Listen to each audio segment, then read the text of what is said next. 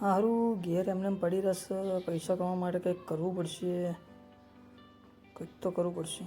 આવું આપણે ઘેર બેઠા બેઠા વિચારતા હતા અને એક જોરદાર આઈડિયા આવી ગયો. लेकिन ये साला कर क्या रहा है यहाँ पे? તો દોસ્તો આજે આપણે એક એવો છોડવો રોપીશું કે જે આપણને ફ્યુચરની અંદર બનાવશે કરોડપતિ. એની માટે આપણે જોઈશું માટી અને લઈ જવું પડશે ખેતરની અંદર. તો આ રહી આપણી બ્લેક પેન્થર.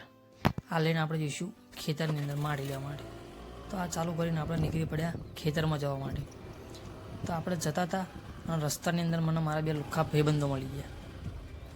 એક ભગત મોણ ને બીજો ખતરો કે ખિલાડી.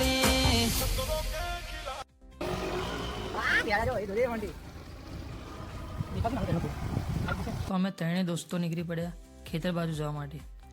અને ખેતર અમારું નજીકમાં જ હતું. આવી ગયું અમારું ખેતર. અહીંથી અમારે લઈ જવાની છે થોડી માટી. તો માટી લેવા માટે ડોલ અને પાવડા બે લઈને આવી ગયા. અહીંયા આગળ થોડી 2-4 પાવડા જેટલી માટી અંદર લઈ લઈશું ડોલની અંદર અને ફરી જઈશું ઘરે. તો આ બહુ થઈ ગયા એટલી માટી. ચલો હવે ઘરે જઈશું.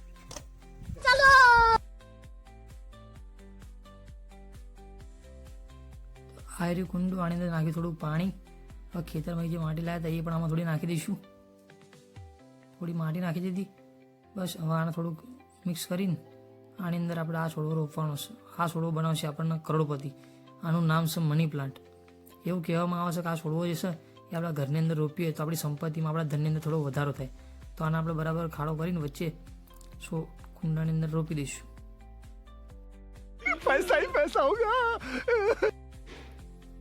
આની અંદર આપણે થોડી ઉપર થોડી માટી નાખી દઈશું અને પછી રોજ પાણી નાખી દઈશું અને રોજ પાણી નાખતા રહીશું. આ છોડવો આપણે માવજત કરીને મસ્ત મોટો થઈ જશે.